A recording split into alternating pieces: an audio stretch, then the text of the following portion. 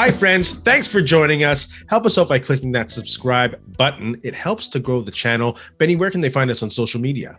Yeah, you can find us at Ray Benny Sports. We're on Facebook, Instagram, Twitter, and of course, Ray's favorite and everybody else's favorite, TikTok. You say Reddit? Sorry, don't forget Reddit as well. Join us on there. And hey, don't forget to subscribe, follow on your favorite podcast, and leave a rating. We're going to talk Bombers, CFL, NFL, NHL. We got hot topics, but let's start off with the Winnipeg Jets coming off two impressive 6-goal performance games. Let's get into it. The Jets week that was, I'll go first. The Jets week that was something to build on. It's weird. When we get on the bandwagon, they stink. When we're hard on them, they do well. So I don't know what to do right now. Should I continue just smashing them for no reason to hopefully, it's a good luck kind of thing, It's like, oh, I wore the jersey today, they won, I got to wear this thing all the time. But it's great to see them light that lamp, and it was great to see them play with that energy and purpose as opposed to the uninspired hockey that we were talking about last week. And they needed it because they're not getting any help from any teams. Canucks, Ducks. Yeah. But hey, they look good, so I'm optimistic, but still I'm not going to be fooled totally. Yeah, still cautious at the end there. For me, the week that was a relief, to finally get a couple wins under their belt. Big wins, like you said. One was Detroit, one was New Jersey. And again, I don't want to build up too high because both those teams are coming off a back-to-back. Like this was the second of a back-to-back they played the night before. So yeah, did that have a big factor in it? From what I saw in that Detroit game, though, a lot of bounces that weren't going their way over the last month or so went their way. Absolutely. Like their goals, it's like I felt bad for the goalie in Detroit. There was Hellberg, and pucks were just bouncing to open guys and open nets. It's just the way it was working out for the Jets, and things were going their way, and it was good. Again with New Jersey, like even the breakaway by Barron, it was a nice play. Like I was sitting there going, of all the people to get this breakaway or the penalty shot was Barron, and then he ends up scoring a beauty. So things went their way, and we'll see. We'll be cautiously optimistic and see what happens this week. I read a great stat on Illegal Curve, referring to, they might have been, they play the Devils on a back-to-back, but the Devils are 9-2 and 5-0 on road games when it comes to 3 out of 4 game nights and back-to-backs. So it's not like they've proven that they can play through that adversity consistently. So they're still playing that good Devils team. They're just playing some good, inspired, physical hockey. And by physical, I don't mean body checking and but they're always moving and attacking the puck. They're not sitting back on their heels. And, it looked like they're wandering aimlessly sometimes around the ice. This is from a fan's point of view. But they look much different. I don't know if Boda said anything to them after that eye roll press conference where Scheifele said, hey, I like to hold on to the puck to create offense. But who knows? It must have been part of that at least. Well, that's the thing. Even against Detroit, the first 2 periods were good. They played well, but the third period rolled around, and you're up 6-0 or whatever. So, complacency kind of creeps in. So in that third, they weren't the greatest. They were kind of sitting back. Detroit was kind of controlling a lot. Ended up scoring 2 quick goals. But as we saw in New Jersey, they didn't let up. The whole game. They played it a little bit differently, and maybe it was a learning lesson there against Detroit. Hey, I know it's 6-0 or whatever, 5-0, 4-0, but this game could change on a dime. And the way the Jets have been playing lately, like when they scored those 2 quick goals, or Detroit scored those 2 quick goals, I was sitting there going, there's maybe a chance. It's the Jets, right? But they've had their chances over the last 2 months. Like they've had a lot of shots. They've had great scoring chances. They've either gotten stoned by good goaltending or their shots just aren't the greatest quality, right? They started off last week losing to San Jose 3-0, and you're thinking, okay, rock bottom, we're done here, right? So keeping it alive. We'll see how it goes from here, but it's a good step forward for them. Yeah, and the thing that these past few weeks of frustration and futility and non-identity playing hockey, I guess, you look at the ways they've created offense or tried to create offense, and that's changing lines all the time, not being consistent with lines, always trying to. So do you think Bonus has found the right lines here? Definitely for now he has, but we've seen lines get together and play great together over a course of 2 or 3 games, and then it slowly reverts back to what it was, right? But I like these lines. I really like the Wheelers, Ehlers, and Nemestikov line. Like that line has been buzzing. Yeah. Wheeler seems like his regular old self from earlier this season. You know, they both gotten, I believe, 2 points, Ehlers and Wheeler over both games, last 2 games at least, and Nemeskov as well. So, you know, it's a good start for that line. Scheifele on the top line there with Dubois and Connor, maybe less responsibility for Scheifele. That line's been buzzing too and connected quite a bit, you know, and a couple points, I think 8 points total for that line over the last 2 games. So Scheifele is playing huge these last couple games on the wing. Yeah. And I think that's right. A little less responsibility. And I think maybe that does go back to the eye roll comment. Maybe as a center, he was holding on to the puck, trying to create too much. And as a winger, he could just fly around. And when he's open, take the shot right away, not worrying about setting up and having to rush back his defense as, you know, responsibilities. So maybe that opens up. But as you said, I don't know if this is the fix. The problem with this is it's still the same locker room for me.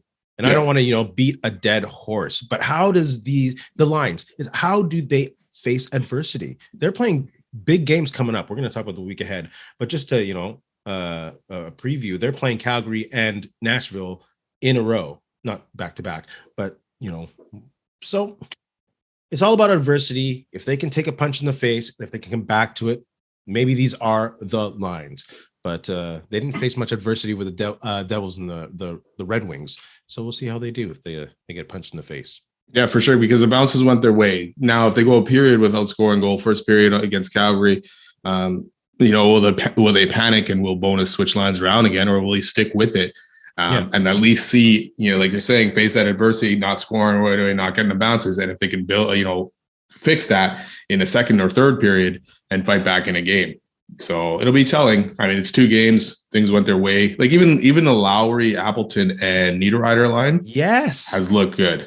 You know, like Adam Lowry to me over the last probably few weeks has probably played his best hockey of the season. Yeah, Niederreiter was a great acquisition, and the fact that he can go up and down the line. You know, people talk about his hands and his size and his ability to skate, but also players who play with him also glow about his hockey IQ. So what an addition that is. Of course, I wasn't a huge buyer in the addition. I didn't knock it, but it's paying off big time. Again, Chevy with these sneaky good trades. Good trades. And it's something that Nemestikov as well. It's serious. You're sitting there looking at these guys going, okay, this is not who I wanted. You know, Domi, Van Riemsdyk, all that stuff, but it's actually worked out. And they didn't give up a lot of assets to get these guys. It would be nice at this point to be able to get Cole Perfetti back.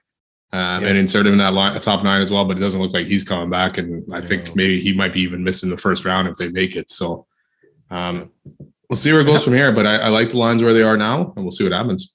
How about Morgan Barron, another guy that Chevy got off of a trade for Trouba? Yeah, was it? Yes, the Ranger trade. That guy with a penalty shot. He just has a motor. He keeps going, and he plays a physical style of hockey. You know, that he would have blended in great with that 17-18 team. Yeah, and he's got some good speed, like sneaky speed. Yeah. You know, like even on that breakaway yesterday where he ended up getting a penalty shot, I was watching go down. I mean, he's going to get caught or he's not going to get by the guy or through him. And it's just like, yeah, he did. And it's like, oh, wow. And then silky mitts on the penalty shot. Absolutely, eh? Just a little bit, not a huge juke, but to the side and then put it right between the legs. Yeah, made him open up his legs and he slipped it through there. Just slide over a bit and he got it. Very nice. And I'd like to also mention Dylan Sandberg. That dude's been playing some good hockey. I saw this great card stat on Twitter. I'm not going to go through the analytics and the statistics of it all, but he's a guy who's making about $900,000 a year. If you look at his statistics, he's playing at a pace of someone who should be paid $6.9 million a year. He's within that category of defenseman. And him and Schmidt, we mentioned like a few weeks ago, were a great combination on defense. So I just want to say that guy's playing some wicked hockey. He's fun to watch on defense. And he's a big kid too. Oh yeah. And it makes you question sometimes why he was getting taken out of the lineup here and there, you know, just to insert Stanley back in at some point or whatever. It's like, yeah, let him go. You know, Stamberg's in there. If he's healthy, do not take him out. Stanley can come in like he did on Friday for Morrissey for an injured guy at this point. But other than that, keep this core, that's those top 6 guys going right through the playoffs and get them set up. Absolutely. And Pionk's game is also improving. Yeah. He's still shaky on the power play. Like even on the power play on Friday when Morrissey was out, it's like pass back to him, he bobbles it and it's out. It's like, okay, I guess because you haven't played much with these guys, so I'll give you a break on that. But yeah, we'll see where it goes. It was 2 good games, you know, coming off that San Jose game. So let's move on to the week ahead. They have 3 home games in the next 7 days, 2 against teams like we mentioned earlier that are chasing them for that final wild card spot. And the third game is against those damn Sharks. You think, hey, yeah, every time they go for that, X or whatever on the bingo card, the Sharks are like, no, not today. No. So what do you think? What are your thoughts on the week ahead with the Winnipeg Jets? San Jose must be mad too, having to play the Jets, because they're like, we're ruining our chances for Bedard at this point. I know. Just take your goalie out. Well, they got Calgary again or on Wednesday, and it's a back-to-back for Calgary again. So, or another team with a back-to-back coming into Winnipeg. So, the schedule maker is helping the Jets out here a bit with 3 back-to-back opponents in a row. This is a big game, and if Calgary wins tomorrow, they're tied on points, and the Jets would have a game in hand. You can't lose that game at that point, And I don't think you can lose this game anyways. Even if Calgary ends up losing to Chicago, you need to win that game to make that 4-point spread. And then You're really in the driver's seat at this point. Calgary has the easier schedule as the season goes down, right? Who they get to play. They play, where is it? Chicago, Vancouver, Nashville, and San Jose, besides Winnipeg. That's what's Calgary's left. And Winnipeg's last 2 games are against Minnesota and Colorado, which they've struggled. Yeah, absolutely. Well, they're good teams. Yeah. In the last 5 opponents for the Jets, besides maybe Calgary, they've kind of struggled against them. San Jose, Nashville, Colorado, Minnesota. So it's going to be a tough test. But yeah, I like that it's at home. Calgary on a back-to-back. They got to win. Yeah. I think this will be a real testament to Rick Bowness's coaching. Will he just go with lines, night by night? Is he adjusting lines to who they're playing? Because these are very critical games. And they're at home. You have to take these at home, especially with Nashville, who has how many games in hand? 2? 1 after tonight. They're playing Dallas tonight. So they're down in Dallas. So it was 3-0 before for Dallas. Nice. 3-0 start of the third. So here we go. And the thing is, shout out to Andrew Patterson, who mentioned that this could very well be the most important game, regular season game in Jets 2.0 history. And to add on to that, these next 2 games are the most important one, because if you lose these 2, that could be end of the season. Yeah, to me, we'll see how Nashville goes. So Nashville's got a pretty tough schedule to end this season. To me, it's this Calgary game is the most important of any of them. Like, if you can win that game, it should solidify your spot at clinching a playoff spot, right? Yeah. You're in the driver's seat even more at this point, because Calgary is now, you got a game in hand in Calgary, and you're possibly up at least 2 to 4 points, right? So you need to take advantage of that. Calgary is, like we said, they played Anaheim and Vancouver, in the last 2 games, down going into the third, and they found a way to come back and win those games. So it's not going to be an easy game. We'll see who starts in net, and we'll see who starts in net for them tomorrow in Chicago. But if they lose tomorrow and we can end up beating them on Wednesday, that'd be huge. I'm more concerned about Nashville for some reason, because they don't give a dang. Oh yeah, they won't quit for sure. I hope they lose tonight. That'd be a nice nail in the little tuk coffin. But they're for some reason they concern me, and they're that rival, because of that one playoff series. And they won't roll over. It'll be a tough game on Saturday for sure, even if Nashville somehow are out of the race by then or something, right? So they wouldn't mind screwing our chances. Oh, for sure. They're not deep in the lottery race. They're not deep in that lottery. No. They are where they are. Yeah. Pretty much. I do like, though, that the Jets have now crept up on Seattle a bit. They're only 1 point behind Seattle, but Seattle does have 2 games in hand. So, and they play tonight and tomorrow. So by the time the Jets play on Wednesday, we'll get a better picture if they got a chance to even pass Seattle. Seattle may gain 4 points in their next 2 games and open that gap up again. But it gives you another option there, right? And it's not just Calgary at this point. If you can somehow pass Seattle, you got another option. What'll be the matchup there? For what do you mean? Who's 7-2? Sorry, seed 2 and 7. Who's 1 and 8? I wonder. Seattle right now is 7. Winnipeg is 8. So if you can 1 pass. Still Vegas, I believe, and then Minnesota. But they're playing each other tonight. I'd rather face Vegas. Yeah, maybe we struggle against Minnesota. Yeah. But Edmonton's right there too, and same with Dallas, Colorado. Like they're all within a point of each other, so it's so hard to say. But Edmonton's on a streak right now, and playing some good hockey. So I don't know. I don't even know what I'm talking about. I think I'm a little drunk talking about 1-8. I forget about this stupid playoff format with Central, and I'm getting ahead of myself. But it is 1-8 for that, right? Sorry. One would play 8, 2 would play 7, and then the inside the division thing after. Yeah. Oh, how convenient. Yeah. Friends, put your comments, put your likes. Don't forget to subscribe about the Winnipeg Jets. Don't subscribe about the Winnipeg Jets. Subscribe to Ray and Benny. Comment on the Winnipeg Jets. Exactly. Let's move on to the CFL and the Winnipeg Blue Bombers. Let's get this. We've had some good fun and good comments online about our best of Winnipeg Blue Bombers of all time. This time we're going with the linebacker core. And we haven't talked about this yet, but we kind of feel that we might have the same people because it's really hard to argue against maybe these. You have 3 or 4. Yeah. You have 3 or 4. I have 3, but I have 4, and I also possibly could throw in a 5th in there. I have 3 because we had 4 defensive lines. So yes, I'm going 3 main ones and then other ones that, honorable mention kind of thing. Who do you have as your 3? And I'll tell you if I have someone different of those 3. Tyrone Jones, James West, Greg Battle. Correct. Yeah, that's a trifecta right there. Yeah. They're like you have the leading tackler, you have the leading sack getter in Winnipeg Blue Bomber history, and James West has just always been a heart and soul player. Yeah, yeah. It's like you. I think you could go wrong on this. You can't go against those 3. Yeah, I honestly don't think you can. Like you can go. Okay, so we got Adam Bighill here, who's played some phenomenal football with the Bombers over the last few seasons. Yes. And we'll see by the end of his career where he ends up, but it's hard to replace those guys with him. And then you even had Paul Randolph that, back in the early 90s kind of thing. He was part of that crew in 1990. And it's just like another one. And it's just like, wow, I got to leave this guy off too. So hold on. 1990. That was James West, Tyrone Jones, Greg Battle, and Paul Randolph. Yeah. Like what the in one unit. Yeah. And Paul Randolph is number 2 all time in Bomber tackles, or I mean in the linebacking crew here, he's number 2. Like Doug Brown, I think, is number 2 all time, but wow. And Tyrone Jones, how can you say no? No. And it's great. And you think, okay, I got to leave Adam Bighill off, who's been phenomenal for the Bombers. And it's like, but how do you squeeze him into there, right? Yeah. Yeah. And maybe if Bighill had been here since the beginning of his career, it's different, but he started in BC. Now he's been here for what, 3 or 4 years now? Yeah. Something like that, 4 years at least. So yeah, it's tough, but we'll see where it ends up. But yeah, those 3 linebackers are some dominant players that we got to watch, man.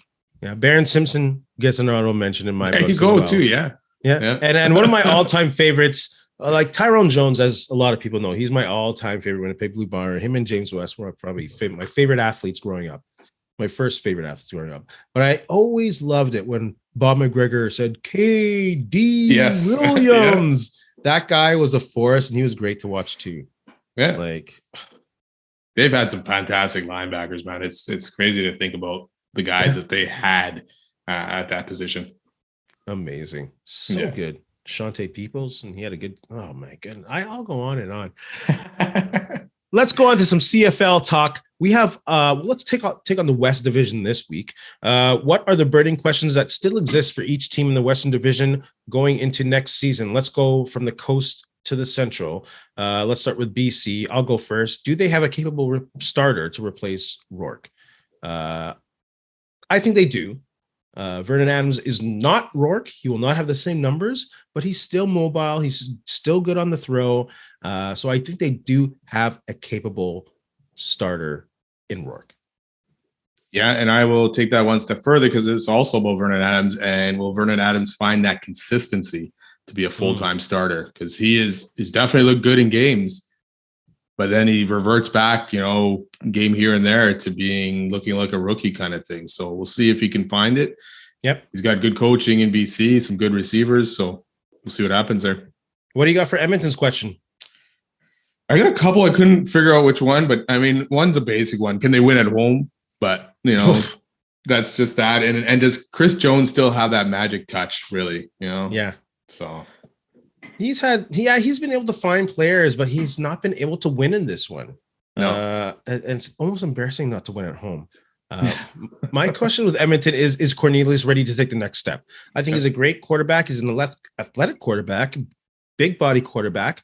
I think it's kind of like Strevler, not in regards to is he as good as Strevler, but just a quarterback who's great athleticism, but might not be a starter at this moment.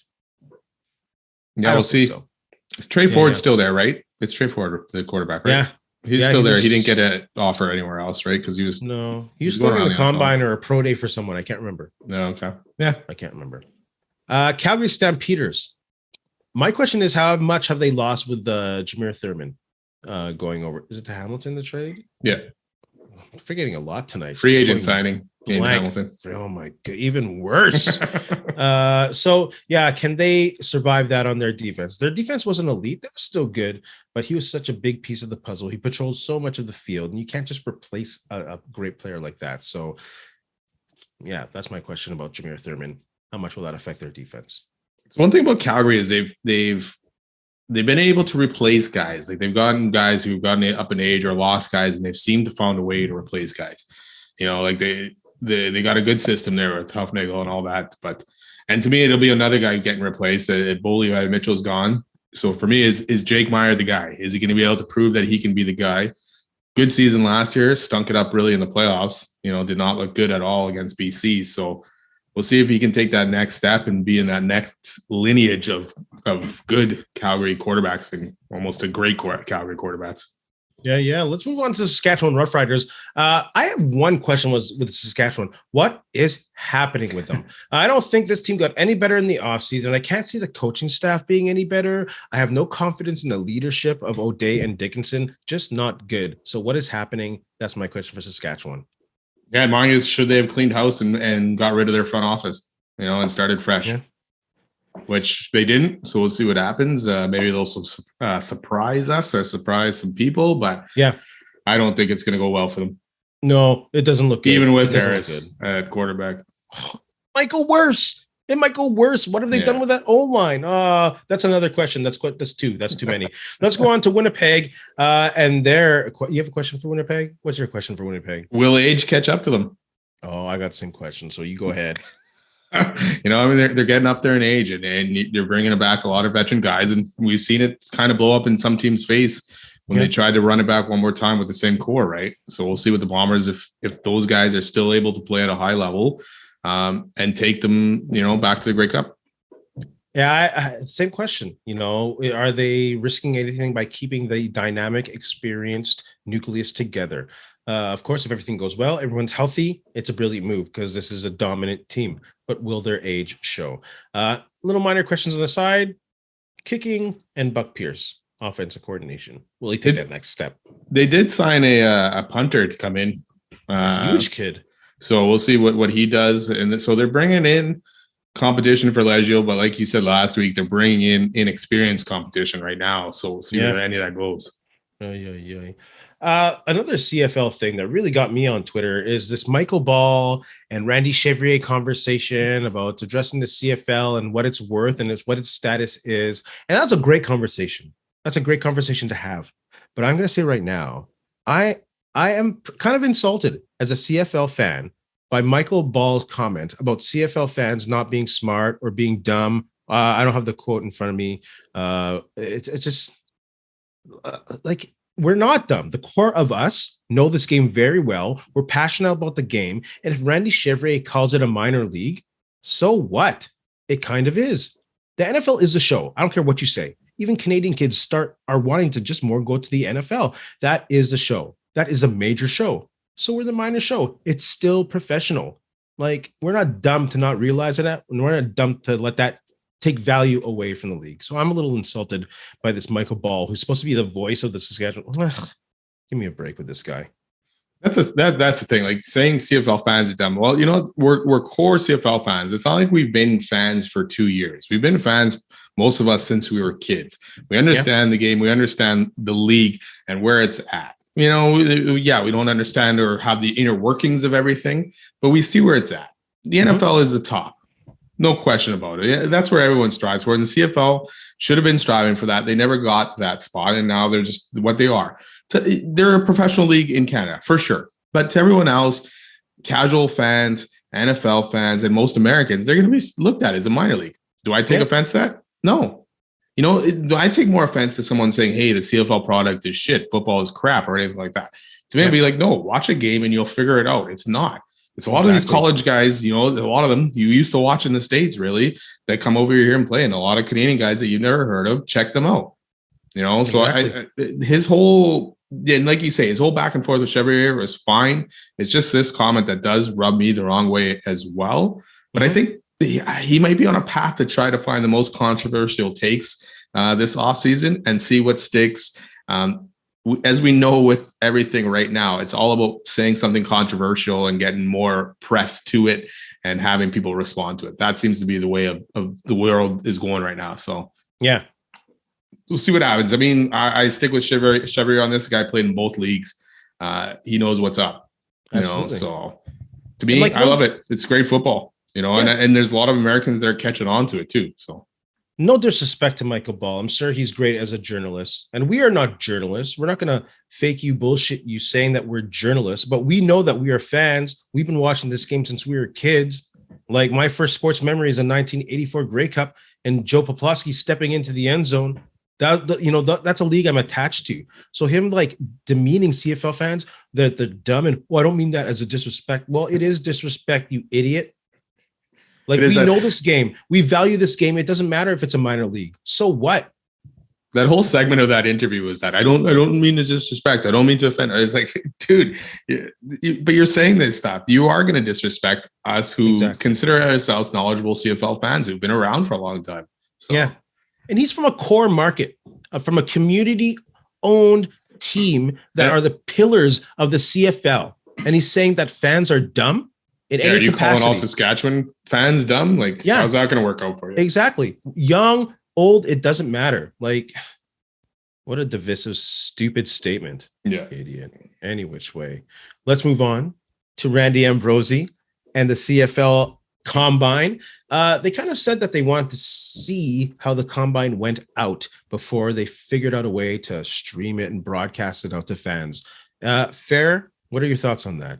Yeah, I think it's fair. At the end of the day, the Combine is for players, athletes to show what they can do before the next level, before the draft. It helps a guy who may not be on anyone's radar get seen. So that's what that should be first and foremost, and then build from there. Bring in the fans, bring in some streaming if you can, or get it televised somehow. Like I was reading in the article, most of the time the venues are small.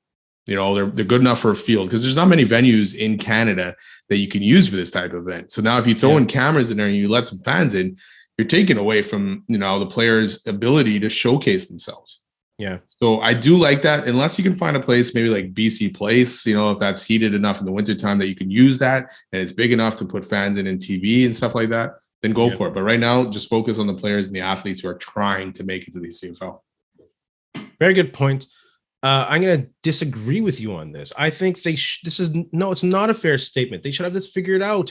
There are years and years of NFL Combine coverage. They have done a Combine themselves, whether it was called an e-evaluation camp or a cyber camp or whatever they called it. They know how to broadcast this thing. Like there was a clip on the on the Edmonton Elks social media about their defense or linebacker coach coaching up these young guys in drills. We want to see that stuff. Like, how come the CFL can't figure that out? Like the formula is there. The Combine isn't new. Just put it out there for goodness sakes. Cameras aren't huge like in the 1980s, and like just have mics on some of these people, like the coaches, have commentators there, have like Davis Sanchez and Kate Berenice just looking on the sidelines. How hard is that? Have a coach talk. Like, I think it's an ultimate failure not to put effort into figuring it out, since like there's a perfect formula laid out for you in the NFL, unless Randy Ambrosie is trying to be prideful. And I think it's just hurting the game. You also need a TV partner in this all. And is TSN willing to even spend the resources to televise this, send out the panel, Kate Burness, anybody to do anything or do any interviews on top of it? Because there wasn't much coverage of it at all, right? We know Sportsnet is not going to do it.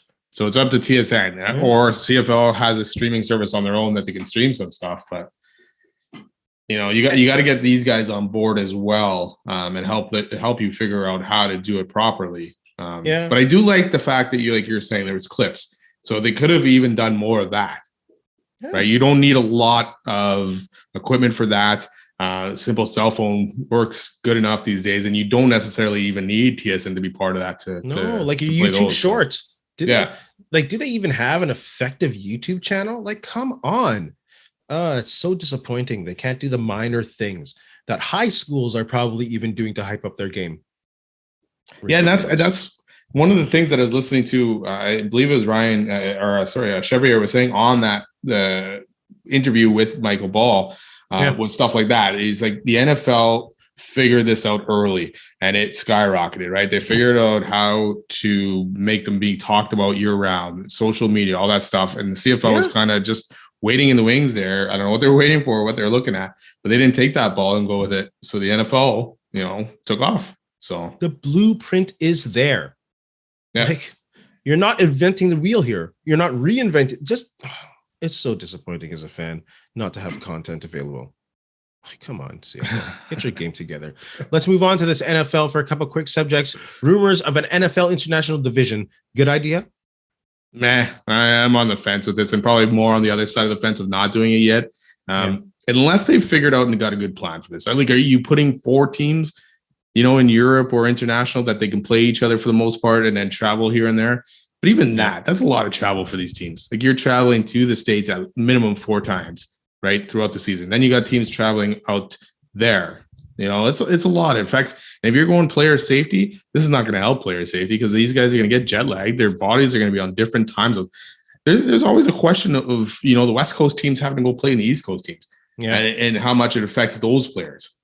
And they struggle for the most part in those East Coast games. So absolutely. I'm not really sold on this idea yet. If you want to maybe start a league altogether there, like NFL Europe or whatever it was called before or something. Yeah. But I'm not sold on this international league yet or division. I don't know if there's enough markets in Europe for that to be viable. I know they're talking about Mexico, but if Mexico's in the international division and they have to play like London, Berlin, and I don't know who else is ready for one in Europe, but like, that's a lot of flying and that's a far distance and huge disadvantage for them. Like, would you then would you put them in the NFC West and then force one of the New York teams to play on the East because they're closer? I don't know. Yeah, you think the Jets or the Giants are ever going to agree to that? Well, for the right amount of money. Yeah, it'd have to be a lot of money. Yeah, Miami loves going there, and so does Jacksonville. There's always been rumors of Jacksonville actually moving to London. Yeah, but if they're actually turning it around and Trevor Lawrence is actually as good as he seems to be, and now that offense is shaping up, you really think Jacksonville is going to want to lose that team? Yes. And if you got, it doesn't matter if the city wants it, it's the owner. But if you got now fans coming out, filling up that stadium all the time, it's hard to rip that team out of there. Yeah, these guys own, what did they own? Liverpool so they have a huge stadium. Not these guys. They the Cons. Who did they own? Liverpool's it used to be owned by the Boston guy. Is that who LeBron owns now? No. But they have a soccer team. They have a soccer team. They have a facility. Imagine being able to fill that with an NFL team. They'd make much more money than they would in Jacksonville. Yeah, but then it's still the travel to me. It's just, how does that all make sense and how does that work? Well, you can find planes now. People sleep in there in 2 hours and it's beautiful. I guess so. If you can figure out the oxygen in the plane that the players will not feel the effects of the jet lag and all that stuff, they can pop in and out kind of thing, then hey. Or do it like on the bye week. You travel there during your bye week, get acclimated. But then you got to come back and play here afterwards, though. That's okay. And no more bye weeks. I mean, there is a lot of teams now that have not taken that bye week after they've played out in London or Germany or whatever, right? They come back and take it a lot later. So it's worked, but that's traveling once, not having Not a many team markets travel. left in the NFL, in America. Not many markets left. No. Of the remaining NFL free agents, which 3 would you take to start an NFL franchise? Lamar Jackson's a free agent, right? So I'm taking him for sure, even though he's an exclusive right free agent. He's still a free agent. What a joke that is. Stupid tag. Still a free agent. Okay, sure. After that, I wanted to find the guys on the D-line and O-line because we've always talked about the guys in the trenches are always the best ones. I didn't see very many good O-line players, but I picked Frank Clark for D-line, free agent right now from Kansas City. And then I went with Odell Beckham as the receiver. Oh, Odell Beckham, eh? I'm going to take Rock Yassin to cover Odell Beckham. He was traded from the Colts just because I had the numbers game. He's only 27. I think he's still a good solid corner. And I love my DBs too, especially in the passing league. I'm going to take Leonard Floyd as an edge rusher. He's 30, but like in the past 3 years, he's averaged 29 and a half sacks. So that's almost 10 sacks a season. So I'd take a gamble on him. And of course, on the line on the offensive side, I'm going to take an older guy, but a guy with attitude in Taylor Lewan.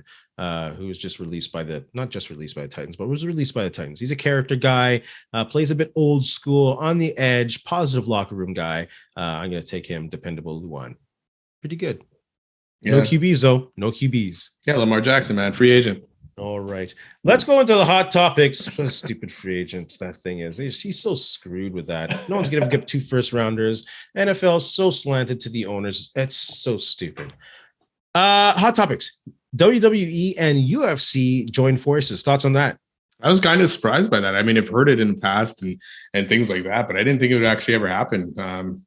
I don't know. What does it do for either of the sports? I mean, the UFC's got its own thing. The WWE's got its own thing. So we'll see. But it makes a huge, what was it, $21 billion industry or company, conglomerate. So we'll see. I mean, Vince McMahon still has 49%, but he's not in control of the WWE really anymore. He's in control of the WWE, without a doubt. It's him and Khan running the show. We knew this deal was in the works with McMahon wanting to sell. I never knew that it would be a UFC package. I think that benefits both of them.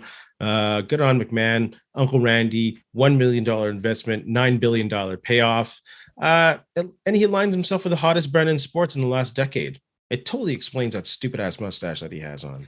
Jalen Carter only visiting top 10. Hold on. What? Let's go back to that mustache. Topics. We got to move on. I know. I saw that mustache and I'm like, this has to be fake. I thought it was fake at first. So. It looks horrible. It looks like a dead caterpillar. Jalen Carter, defensive phenom, only visiting top 10 teams by Drew Rosenhaus's agent. Good idea? Bad idea? I don't think it's a good idea altogether. I mean, for one, you're taking out any teams that want to possibly trade up for you and look to you as a player. Now they can't talk to you at all. So it takes them out of the mix, right? And he's had a few character concerns in the last little bit with the car race, someone dying in that car race. Not necessarily his fault or anything like that, but he did end up getting charged for it. And then he left the combine for it. His pro day was terrible. He's 9 pounds heavier than what he was at the scouting combine. So there's concerns there. And I think some teams would probably want to talk to him to figure it out. And get the top 10 teams can, but that's a big pick in the top 10, right? That can set you back. So absolutely. I don't think nobody wants to trade up for this guy. I think it's a stupid idea. They're just pinning himself into a corner. I wouldn't take a gamble on him as a top 10 pick. There's more dependable players out there who could be franchise player, and you don't have to worry about him. That's not a skill. So Leafs Tampa Bay meeting in the first round. Is this the year the Leafs get over the hump? Yes. I'll say yes. Oh. Yay! How's Matt Murray doing? He's hurt. Okay. Well, hopefully he comes back, but I think it will be the year. Come on, it's got to be the year. Yeah, Samsonov's actually been playing pretty good. And I can see Samsonov being the actual starter once the playoffs start. But yeah, I agree. It is. I think this is the year they get over the hump. Tampa has played a lot of hockey over the last few years, a little bit older team. This has got to be the year for Toronto. If you can't do it this year, then sell the team. Yeah. You got a shout out? Yes, I'm going to shout out the BC Lions. It's a good turnaround for this team with the new ownership and all that stuff. They made a $300,000, just over $300,000 donation to amateur football from 50-50 proceeds over the season and some guaranteed ones and stuff like that. So it's their largest single season donation in the history of the program. So it's good to see that and hopefully can continue to build. So shout out to the BC Lions. I love to see them thriving. They're floundering for a bit there, and they were always a great franchise in the 80s, always a troublesome franchise for the Bombers. So shout out to them. That's a good one. Shout out to Summer McIntosh, Canadian swimmer, broke 2 world records at the World Junior Meet in Toronto. She broke the world record in the 400-meter individual medley and the 400-meter freestyle. She's crazy. She's 16. Oh, my goodness. She's going to be a force, hopefully, knock on wood.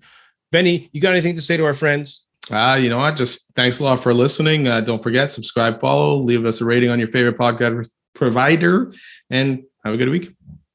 And in the famous words of Ed Whalen, because I'm going to steal them. In the meantime and in between time, that's it. Another edition of Ray and Benny Talk Sports. Hey, friends and neighbors, don't forget to check us out online on Facebook, TikTok, Instagram, and Twitter at Ray Benny Sports. And don't forget to check out our YouTube channel. Leave a like, leave a comment, tell us what you think.